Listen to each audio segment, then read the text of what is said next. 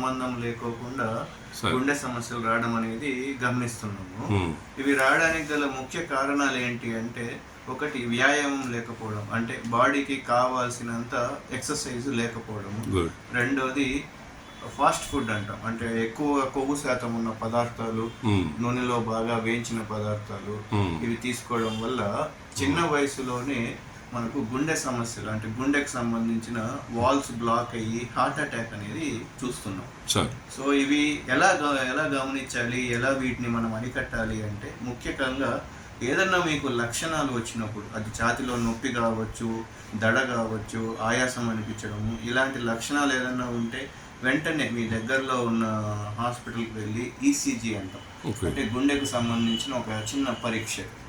ఆ ఈసీజీ తీయడం వల్ల మనకు గుండె ప్రాబ్లం ఏమన్నా ఉందా లేదా అనేది ఫస్ట్ తెలుసుకోవడానికి మనకు ఒక అవకాశం ఉంటుంది. ఒకవేళ దాంట్లో ప్రాబ్లం ఏదన్నా ఉంది అంటే దానికి కావాల్సిన పెద్ద పరీక్షలు, గుండె స్కానింగ్ అంటాం, ఎకో, 2D ఎకో. ఈ రెండు పరీక్షల్లో మనకు సుమారుగా గుండె సమస్య అనేది ఉందా లేదా అనేది నిర్ధారణకి వస్తుంది.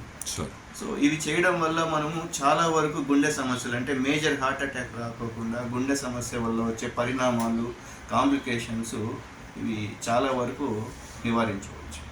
ముందస్తుగా తెలుసుకోవడం వల్ల చాలా వరకు దానివల్ల వచ్చే ప్రాబ్లమ్స్ చూస్తుంటాం కదా, సడన్గా కుప్పగులి పడిపోయారు, బీపీ డౌన్ అయిపోయింది, ఇలాంటివి జరగకోకుండా మనం అరికట్టడానికి అవకాశం ఉంటుంది. రెండోది, మనము ఒకవేళ గుండె సమస్య మనకు ఆల్రెడీ వచ్చింది అన్న వాళ్ళు తీసుకోవాల్సిన జాగ్రత్తలు, పాటించాల్సిన నియమాలు ఏంటి అంటే, టాబ్లెట్స్ అనేది డాక్టర్ చెప్పిన పరంగా ఒక రోజు కూడా మిస్ చేయకోకుండా వాడాలి. రెండోది, క్రమం తప్పకుండా రెగ్యులర్ చెకప్స్కి రావాలి. అంటే ఒకసారి మందులు రాసిన తర్వాత అవే జీవితకాలం తీసుకోవాలని ఏమీ ఉండదు. సో మార్చుకుంటూ ఉండాలి, తగ్గించుకోవడం, పెంచుకోవడం, అవసరాన్ని బట్టి మార్చాల్సి ఉంటుంది, కండిషన్ బట్టి. వ్యాయామం అనేది చాలా ఇంపార్టెంట్. రోజుకి 30 నిమిషాలు ఫిజికల్ యాక్టివిటీ, అంటే నడక కావచ్చు, ఫాస్ట్గా నడవడము, లేకపోతే ఏదో ఒక ఫిజికల్ యాక్టివిటీలో ఖచ్చితంగా ఇన్వాల్వ్ అయ్యి ఉండాలి. నూనె వస్తువులు, నూనె పదార్థాలు వీలైనంత వరకు తగ్గించాలి. వీటికి పాటిస్తే చాలా వరకు మనకు గుండె సమస్యని ఎర్లీ స్టేజెస్లో గుర్తుపట్టడానికి, అలాగే ఉన్న సమస్యని కంట్రోల్లో పెట్టుకోవడానికి మనకి ఎంతో పరంగా ఉపయోగపడుతుంది. తర్వాత సార్, ఇప్పుడు తీసుకోవాల్సిన ఆహారం విషయంలో ఏ విధమైనటువంటి ఆహారం అయితే హెల్తీగా, ముఖ్యంగా ఇలాంటి సిమ్టమ్స్ ఏదైనా కనపడినప్పుడు తీసుకునేటివి కూరగాయలు కావచ్చు, ఫ్రూట్స్ కావచ్చు, అవి ఏదైనా చెప్పండి. డైట్ మనకు సాధారణంగా గుండె సమస్య రావడానికి గల కారణాలు అంటే వాడే నూనె అంటున్నాం. ఈ నూనె వస్తువుల్లో మామూలుగా నూనెలో బాగా డీప్ ఫ్రై అయిన వస్తువులు ఏది కూడా తీసుకోకూడదు. మటన్లో కొవ్వు శాతము చాలా ఎక్కువగా ఉంటుంది. సో వీటిని వీలైనంత వరకు తగ్గించాలి. చేప, కోడిగుడ్డు అనేది మనం తీసుకోవడం వల్ల చాలా వరకు మనకు కోడిగుడ్డు ఇవి తీసుకోవడం వల్ల కొవ్వు శాతం అనేది తక్కువగా ఉంటుంది, ప్రోటీన్ కూడా ఎక్కువగా ఉంటుంది. తర్వాత ఇంట్లో చేసుకున్న వస్తువులు, కూరగాయలతో చేసుకున్నవి అయితే చాలా వరకు మంచిది. కూరగాయల్లో ఎటువంటి రెస్ట్రిక్షన్ లేదు, కాకపోతే నూనెలో ఎక్కువ శాతం కొంచెం ఆయిల్ తగ్గిస్తే సరిపోతుంది.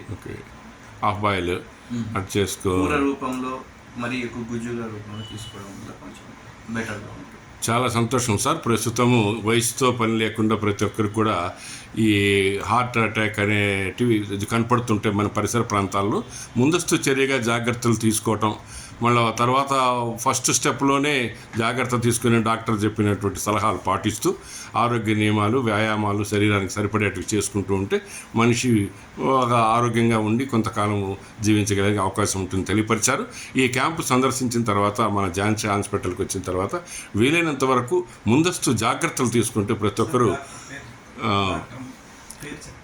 చెప్పండి సార్. ఇప్పుడు అదే ఇంతవరకు మనకు డాక్టర్ మహేష్ గారు, cardiologist Mahesh Reddy. So sir దీనిలో నిపుణులు కాబట్టి మణిపాల్ నుండి చేసి చెప్పండి సార్. మణిపాల్ ఎంతకాలం పనిచేశారు సార్? 4 years పనిచేశాను Manipal hospital. Okay. Kasturba medical college అంటారు, ఓకే, మ్యాంగ్లూర్లో. సో అక్కడ పనిచేసి వచ్చింది. అవును, చాలా ఉన్నాయి. ఎక్కడ చూసినా మణిపాల్ మాన్యువల్. సరే, చాలా సంతోషం సార్. మీరు ముందస్తుగా ఈ వివరాలు తెలియపరిచి ప్రజల ఆరోగ్యం పట్ల కొంచెం శ్రద్ధ చూపేట్టుగా వచ్చినందుకు ధన్యవాదాలు సార్. నమస్కారం.